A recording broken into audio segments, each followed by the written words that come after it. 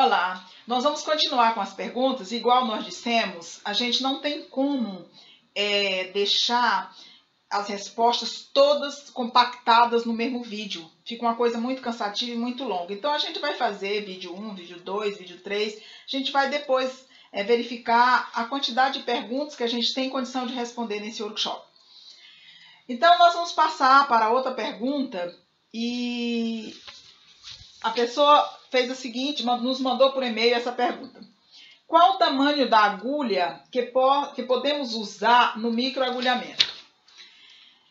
A Anvisa, primeira coisa, gente, vocês têm que olhar se o Derma Roller que vocês estão usando é o padronizado pela Anvisa. A segunda coisa, nós temos tamanho de agulhas diferentes. Nós temos agulhas de meio até 1, 2, 1,5, 3. Uma parte desses procedimentos com essas agulhas é feita exclusivamente pela classe médica. A gente não vai botar o carro diante dos bois, querer fazer o que o outro profissional vai fazer para determinados casos que não competem a nós. De um modo geral, o que a gente questionou com esteticistas, eu não tenho mais clínica e também a minha profissão é mais a área de farmácia, o meu conhecimento é outro, que me parece que foi padronizado que esteticista poderia usar só até meio. Eu sempre digo o seguinte, nós temos que ter, a primeira coisa, conhecimento, habilidade e bom senso. Então, antes de pensar no tamanho da agulha, você vai pensar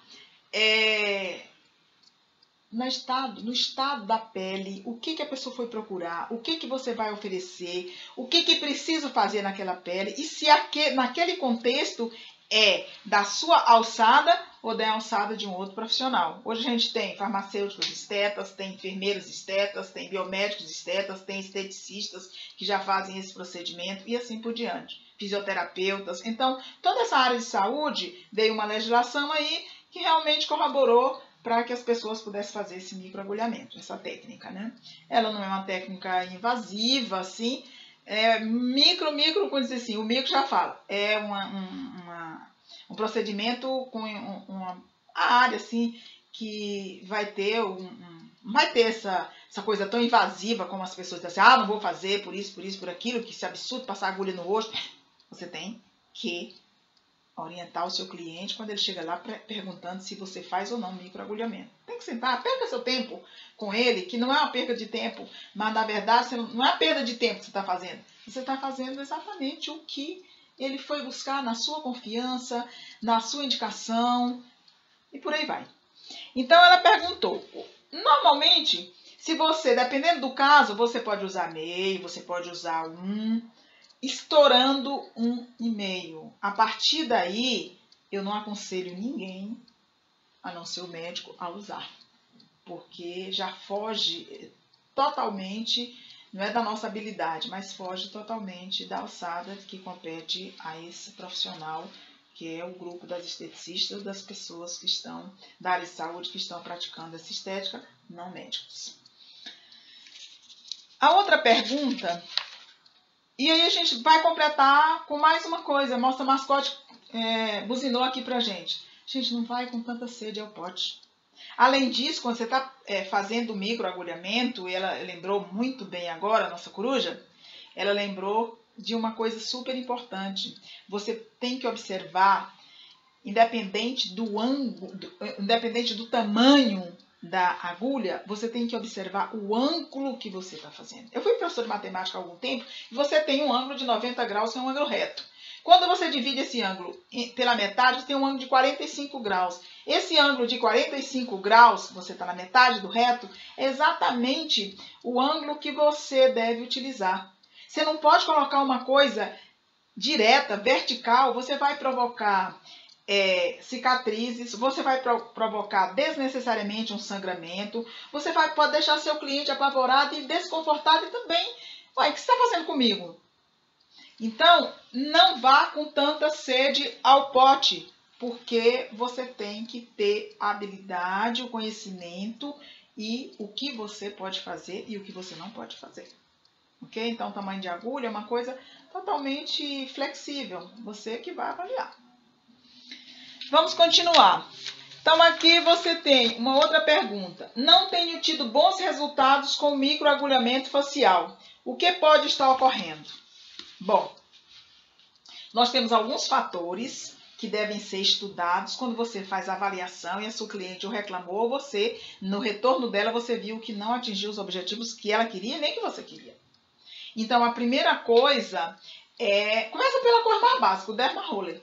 Se não for um Derma Roller padronizado, muitas vezes você compra aí no Mercado Livre, no Mercado Negro, sei lá de onde, e ele não está com as agulhas muito bem afiadinhas, elas não estão no tamanho correto. Então, tudo isso começa daí. Fora a sua anamnese que você já fez e viu se vai dar resultado ou não. Outra coisa, na avaliação da pele da pessoa, você tem que prestar atenção se aquela pele, principalmente para flacidez, que as pessoas procuram mais, se aquela pele não já está em excesso. Se ela tiver excesso de pele, o microagulhamento, que normalmente ele dá uma faixa de resultados de 70 a 80, estourando 85, 90 é raridade, de benefícios. Se a pele já tem esse excesso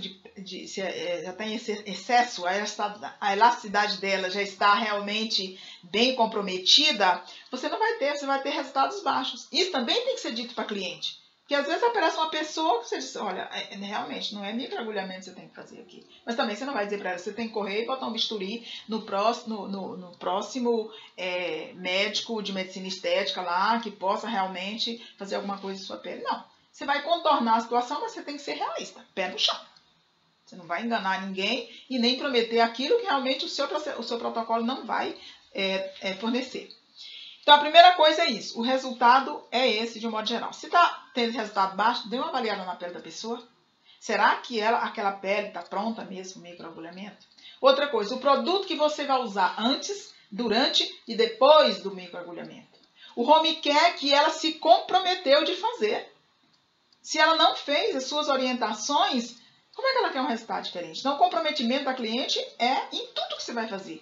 Ele é condição sine qua non para o sucesso. Você dá, é como se fosse 100%. Você dá o seu 50% e ela tem que fazer os 50% dela. Você não pode fazer 100%. Ela vai para casa. Ela vai continuar com as orientações. Ela se comprometeu de fazer. Se ela não fez, o que você pode fazer?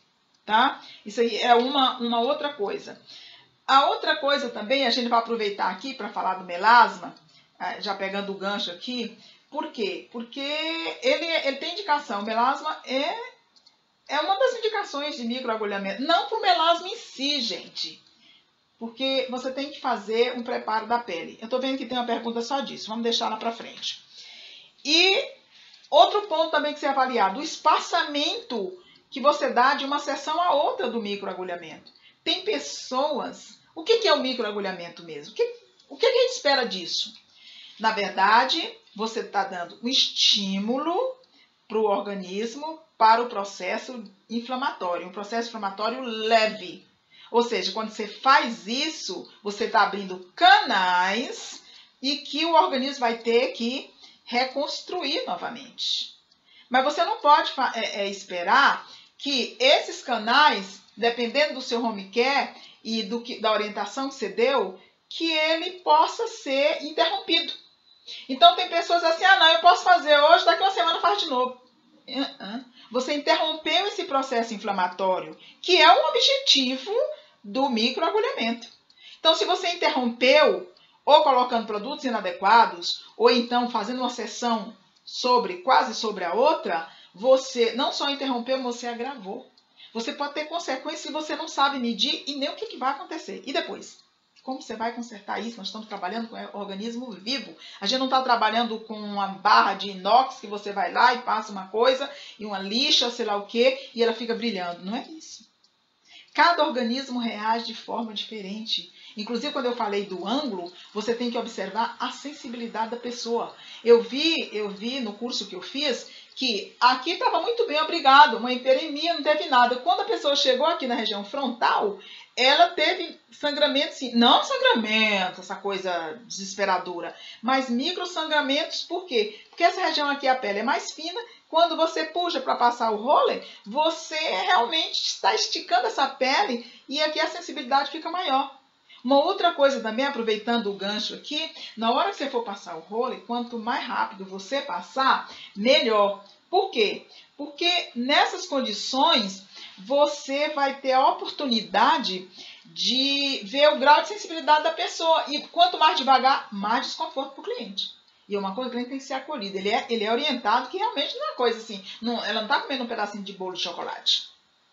É um procedimento que vai ter um certo desconforto, mesmo com a anestésico que você usou. Mesmo com a preparação prévia que você fez. É muito diferente de uma limpeza de pele, de uma hidratação, de outros procedimentos que são feitos. Então, é invasivo? É invasivo. Leve, mas é. Bom, gente, nós vamos dar uma seccionada no nosso vídeo para que a coisa não fique muito cansativa e a gente possa aproveitar ao máximo do que a gente está falando, refletir em cima dessas questões que nos foram feitas. Muito obrigada e nos aguarde no próximo vídeo.